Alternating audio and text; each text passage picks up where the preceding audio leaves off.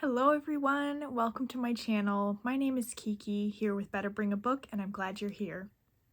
Today I wanted to share with you some of my favorite books of all time. I've read a lot of books that I like, I've read a lot of books that I don't like, but I really wanted to focus in on the books that brought me a lot of joy or made me think or really resonated deep within me. I guess another way of saying that is like a 5-star read. So I've got lots of books to share with you, so settle in, get cozy, and let's have some fun. Okay, so I kind of went by category for my books to share with you, and the first category is witches. The first book I want to share with you is called A Season with the Witch. This is by J.W. Ocker. This is a nonfiction book, and it's about a man who loves to explore and investigate the world. He decides to live in Salem, Massachusetts for the month of October. He was really curious about why Salem is so popular. What draws like 500,000 people to the city of Salem every year in October. So by living there for the month, he was able to conduct a lot of interviews with the locals, with the police, with the mayor, and just try and discover why the city is so popular. And of course, you can't figure out why the city is popular without understanding the Salem witch trials. This is the first book that I've read that kind of explains the Salem witch trials in layman's terms, as if you're like sitting at a cafe with a friend who's explaining this to you after they've done a bunch of research. Most books I find on the Salem witch trials are like these really hefty tomes, and I just don't have the attention span to dive into those lengthy discourses. So this is great if you're kind of curious about the Salem witch trials and the culture at the time and all the theories of maybe why this horrible event happened. And then also paired with today's culture in the same location. It's fascinating. It's really good read. I highly recommend it. Next in our witch category is The Witch of Lime Street. This is by David Jeher? I don't know how to say his last name, sorry. This isn't actually about a witch, but more about the spiritualist movement in the early 20th century, and the whole world was caught up just in what happens to us after we die. Like, are there spirits? Can we communicate with them? And this is on the heels of World War I, when the US just experienced spectacular loss, as well as many other communities throughout the world. But everyone was wondering, where is my brother, my dad, my cousin, you know? And at the forefront of this movement was Sir Arthur Conan Doyle, if you can believe that. He's the guy who wrote the Sherlock Holmes series, and he lost his son in World War I, and I'm thinking that was part of the trigger or the catalyst that got him interested in the spiritualist movement. But a large portion of this book focuses on Houdini and a woman, oh my gosh, what's her name? Marjorie. Marjorie was supposed to be this fantastic medium who was able to communicate with ghosts. Ghosts were able to make things move around. You know, just basically every movie you've seen about seances, that's kind of what Marjorie was claiming she could do. And Houdini was hell-bent on proving that she was a fraud. It's a fascinating story. It's a little dry, to be 100% honest. Let's see how many pages it is. It's over 400 pages, so you might skim a little bit, but you'll be able to get the gist of the story just fine. I'm really fascinated by the spiritualist movement and just the ways it connects with today's ghost hunting culture. It's different, but the same. So I highly recommend. Next is A Discovery of Witches by Deborah Harkness. This book is so good. It's got all of the academia vibes. It's got witches, it's got vampires. It's basically an obsession over a book. The book is called Ashmole 782. It's in the Oxford Bodleian Library, and all kinds of supernatural creatures want to get a hold of this book. But for some reason, the main character, this gal right here, she's able to get the book, and it kind of triggers this effect amongst the magical hidden community who all want to get their hands on it. And of course, there's romance. Oh, hi, buddy. Sorry, you might hear my dog in the background. There's even time travel, but my favorite part is just this main character is trying to unlock her powers that she's been repressing for so long. and that just resonates so much. This is another long one, but I didn't find myself skimming it, but I did find myself reading it kind of in chunks. So I hope you enjoy this book. There's also a series that they made in recent years. I watched the first episode and the vibes are immaculate. I'm excited to keep watching. The next category is comedy. You guys have to read this book. Pride and Prejudice and Zombies. This is by Jane Austen and Seth Grahame-Smith. Let's see, when did this book come out? Okay, this book came out in 2009. It's been around for a hot minute. Oh, but it's so funny. It's true to the original text while also being just absolutely over-the-top ridiculous. It's exactly what the title suggests. There's zombies in the Pride and Prejudice world by Jane Austen. I just was laughing out loud so many times. I don't usually do that with books. And let me just read a couple quotes. Elizabeth lifted her skirt, disregarding modesty, and delivered a swift kick to the creature's head. A few of the guests who had the misfortune of being too near the windows were seized and feasted on at once. Also, there's a very satisfying ending for Willoughby. Oh, not Willoughby, that's Sense and Sensibility. Wickham! There's a satisfying ending for Wickham. I remember when this book first came out, I was really hesitant on reading it because I thought, like, this will seem like a cash grab, you know, or like it was gonna really besmirch the original text, but it just goes hand in hand with an absurd comedy vibe. It's so funny. I hope you enjoy it. Next in comedy, I have Solace by Gail Carriger. Sorry, I'm not great at pronouncing names. This is another paranormal story, and it's set... Let's see, where is it set? Okay, this book is set in Victorian London. It's about a woman that has no soul. This gives her a power over the supernatural creatures in the society that nobody else has. The summary says, first, she has no soul. Second, she's a spinster whose father is both Italian and dead. Third, she was rudely attacked by a vampire, breaking all standards of social etiquette. It's a comedy of manners set in Victorian London full of werewolves, vampires, dirigibles, and tea drinking. So if those are your vibes, I highly recommend this story. Next, we have one of my favorite comedy books of all time, Wax by Gina D'Amico. It's a comedy horror, and it's about a young woman who lives in a town whose main industry is this candle making factory that she despises. She ends up going to this factory for one reason or another with her friend. And when she gets home, out of the trunk of her car springs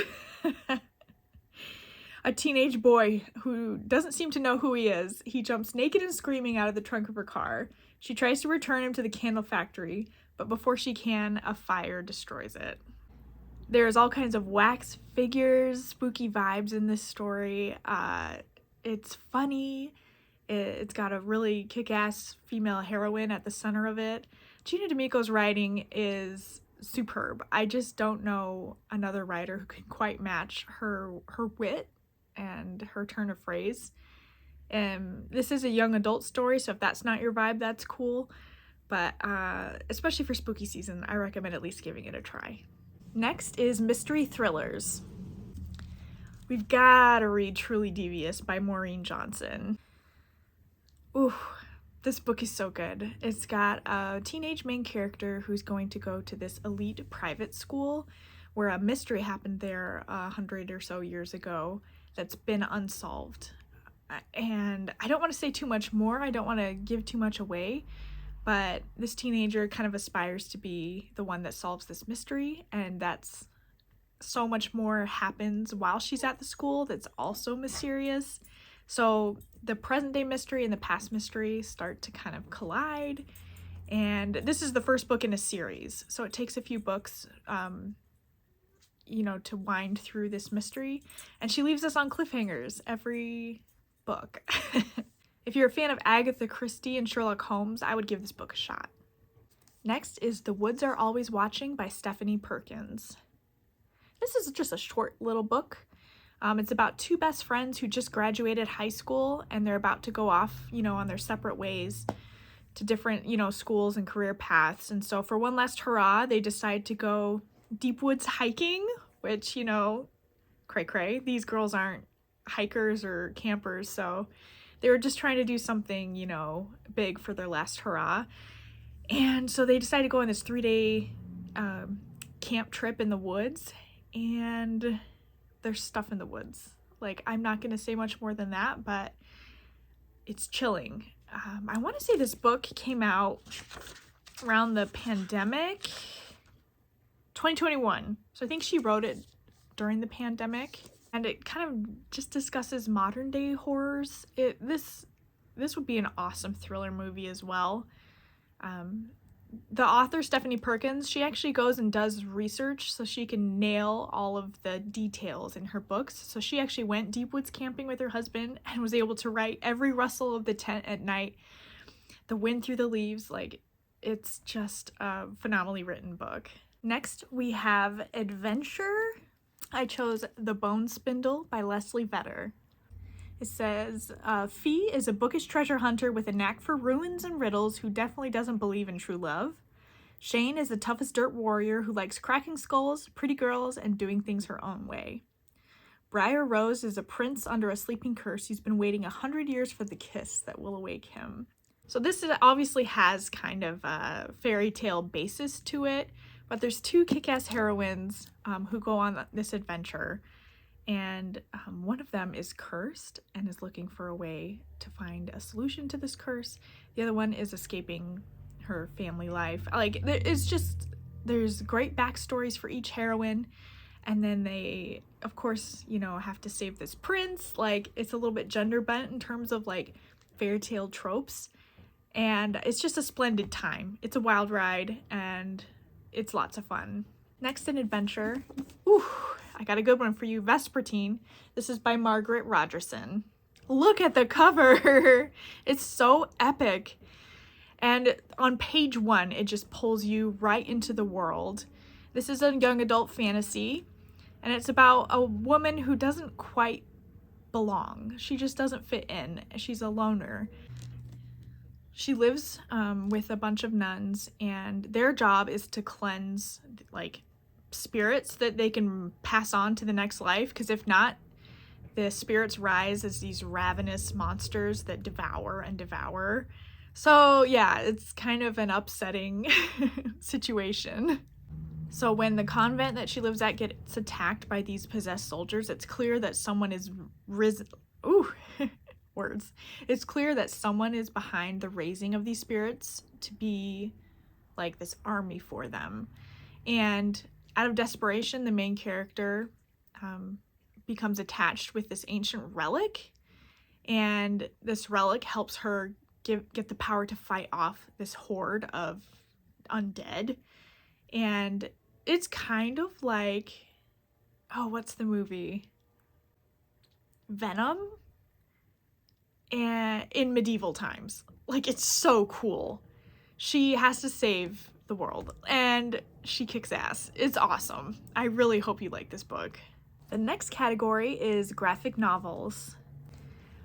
I had to choose a spooky one for you, Pumpkinheads by Rainbow Rowell and Faith Erin Hicks. I read this graphic novel every fall. It's one of my favorite traditions as far as, like, fall reading goes. And it's about 2 friends who've worked every fall at this pumpkin patch. And it has, I gotta show you, this gorgeous map of the pumpkin patch here. And it's their last night at the pumpkin patch because they're seniors and they're gonna graduate in the spring. And so it's kind of, this young man here, he's just had this crush on this girl that works there with them, and he's trying to get up the nerve to talk to her. And his friend is going to help him try and do that, but also, like, they have to go all through the pumpkin patch, and the fall vibes are immaculate. Like, it just is such a good time as far as, the food, the atmosphere, the zany characters, and it's a quick read. It's not too bad. So just sit down for an evening or afternoon and enjoy. The next category is classics. Oh, Wuthering Heights. This is by Emily Bronte. Ever since I read this in college, it's just been my favorite moody, dark, atmospheric classic novel. We've got Heathcliff. We've got... Oh my god. We've got Heathcliff, we've got Kathy, and their sweeping romance. And everyone in the book sucks. Like, I just gotta say that. Everyone is a terrible person, and somehow that just makes it work. There is a movie adaptation with Tom Hardy that came out, I want to say in 2009, and that really helped solidify like the themes in this story as well as the moody dark vibes that I was talking about. I highly recommend watching that. In fact, I kind of recommend watching movie adaptations of classics in general, because that not only helps with picking up themes, but also kind of gives an actor's face to the characters, which helps it play out more in my head more realistically and makes it easier to understand kind of through, you know, the older style language. But there's broken hearts, there's ghosts, there's the wild moors. It's an excellent time. Next is contemporary adult fiction, The Miniaturist by Jessie Burton. This book kind of blew my mind when I read it. It's set in 1686. Let's see. The main character, she arrives in Amsterdam to start a new life with a husband she was kind of paired with. It's not a love marriage. And as a wedding gift, he gives her a model or a little dollhouse that's a replica of the house that they live in. And so the main character, she purchases miniatures from a miniaturist. But strange things start to happen, and the main character starts to unravel these wild secrets in her household.